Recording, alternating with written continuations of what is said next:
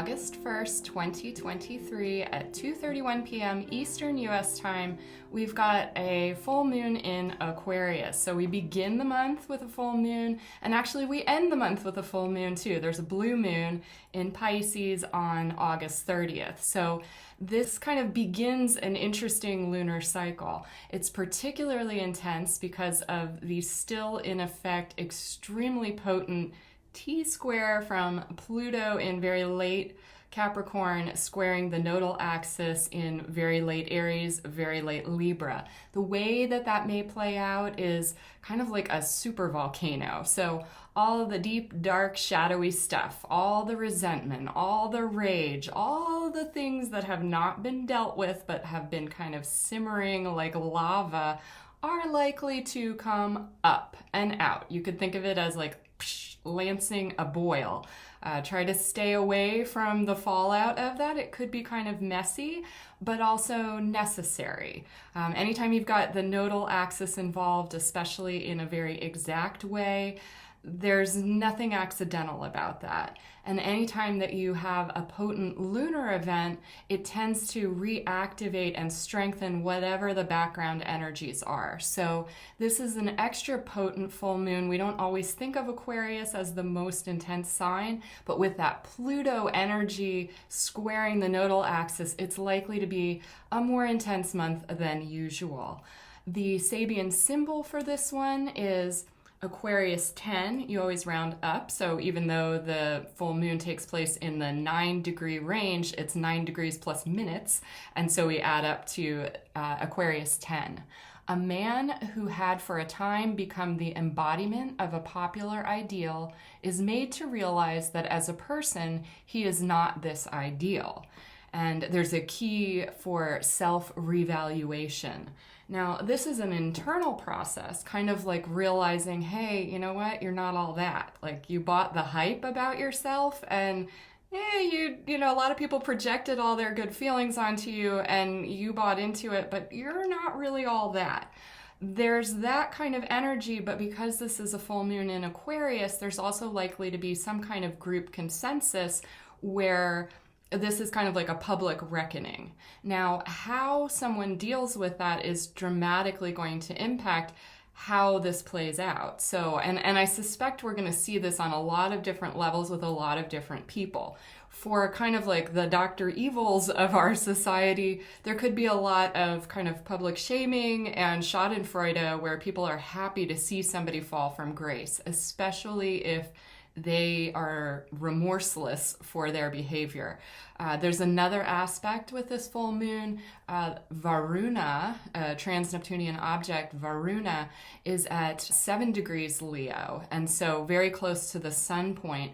Varuna is connected with fame, with fortune, but also kind of like the moral arbiter. So again, emphasizing this kind of potential for a fall from grace, but where the consequences of that really play out depending on whether or not someone is sorry for what they've done. So it's not a time of just utter vengeance, but it is a time, again, that Pluto energy is in effect. So there's going to be some kind of consequences, and anyone or anything that has been using kind of top-down authority, that Pluto in Capricorn, that is preventing the collective from moving forward on that Aries North Node, or from moving away from kind of the toxic codependency, the like debilitating, paralyzing wishy-washiness of that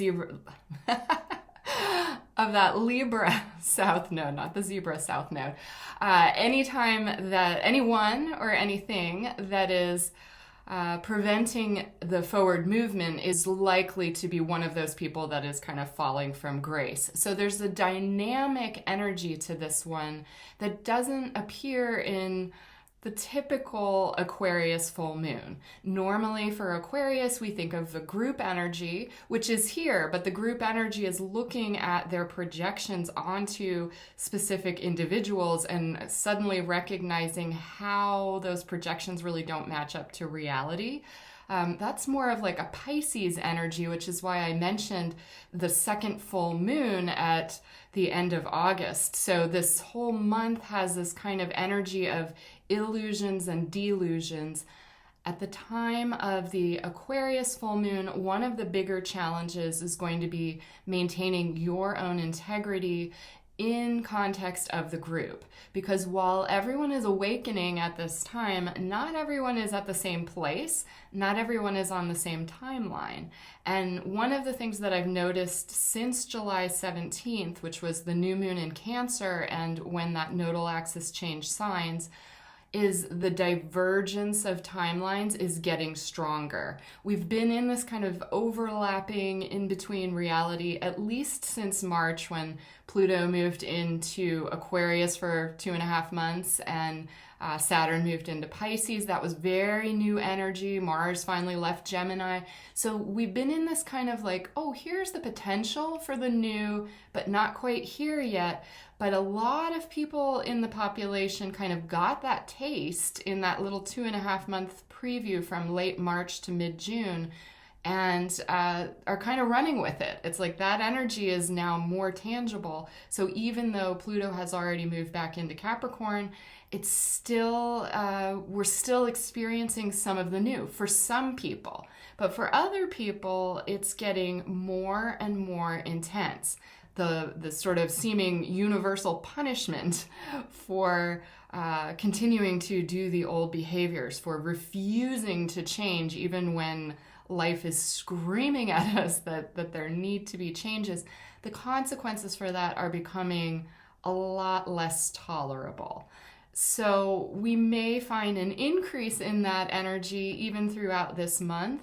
And as I said, one of the things to keep in mind and really try hard to do is maintain your own integrity in the midst of the group. Not everyone you know is going to agree with you. Not everyone you know is going to kind of see through the veil. Some people will recognize those projections and like they'll crumble, and people will be like, well, duh, I always kind of knew something was off.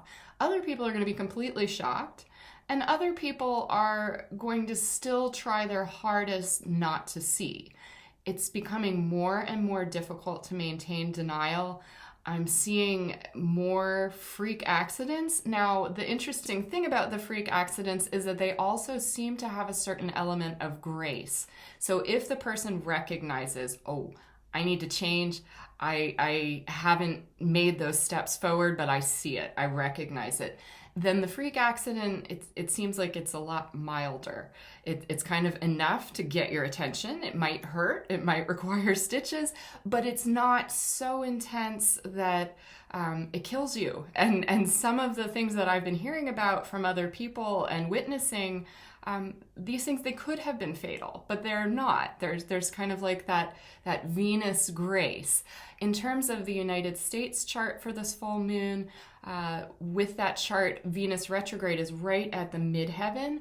That does suggest that even amidst all of the intensity, there will be some kind of overseeing grace. Like things aren't going to get quite as chaotic as they could. Aquarius can be kind of chaotic. It's sort of like the cosmic weirdo. It's the sign of revolutions. It's the sign of anarchy.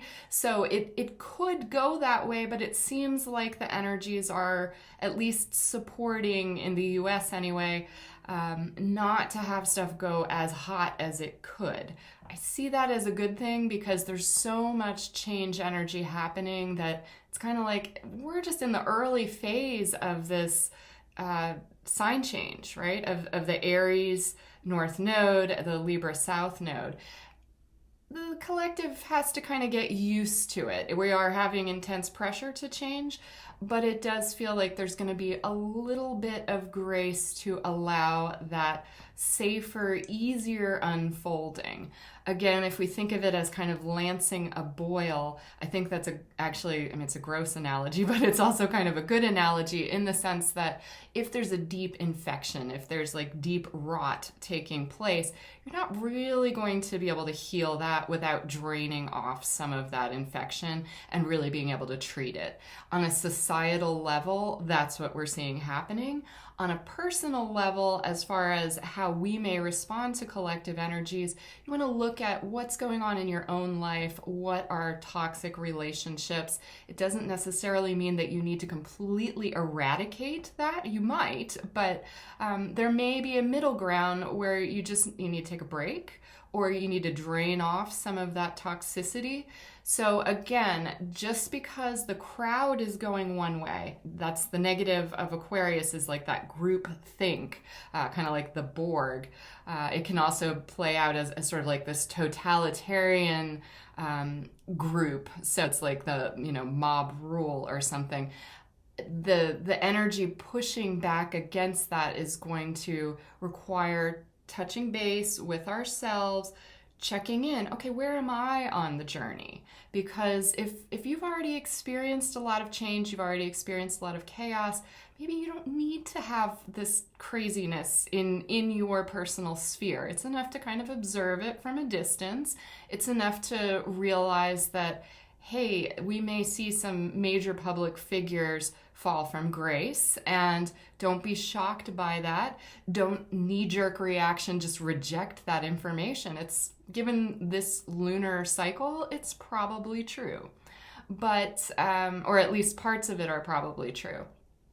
So it's going to be up to each and every one of us to make those decisions, to find a balance with the intensity, and kind of allow ourselves to be more authentic, allow ourselves to be more experimental, more innovative. These are the positive energies of Aquarius, and this is some of what we have to look forward to within the next month. This is a much longer process. It's not all going to complete in August, sorry. But I actually see that as a blessing too. Kind of like, if you have like little bits of the volcano coming up, as opposed to like a massive explosion, a lot less damage. You're able to kind of get out of the way. Being able to strategically position yourself so that you're minimizing the amount of chaos, you're minimizing your detours, and you're still able to move forward. I feel like that's probably the highest way of dealing with these energies. So good luck, and until next time, take care.